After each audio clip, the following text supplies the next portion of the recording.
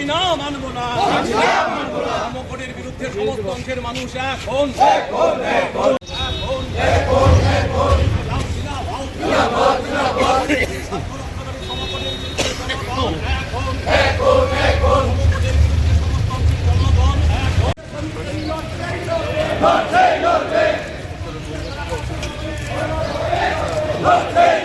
এই ধর্মঘট বিজেপি সরকার দেশের মানুষের উপরে চাপিয়ে দিয়েছে।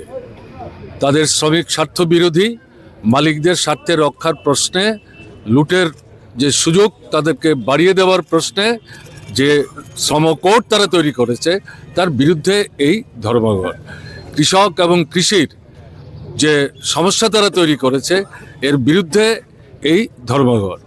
এই যে রেগার মতো কাজ, যা গরিব মানুষ গ্রামের একটু কাজের সুযোগ পেয়েছিল, এটাকে বাতিল করে দিয়ে সস্তায় শ্রমের বাজারে যাতে মজুর পাওয়া যায়, যাদেরকে লুট করা যায়, এটা মালিকদের সুযোগ করে দেওয়ার জন্য তারা এই আইন করেছে।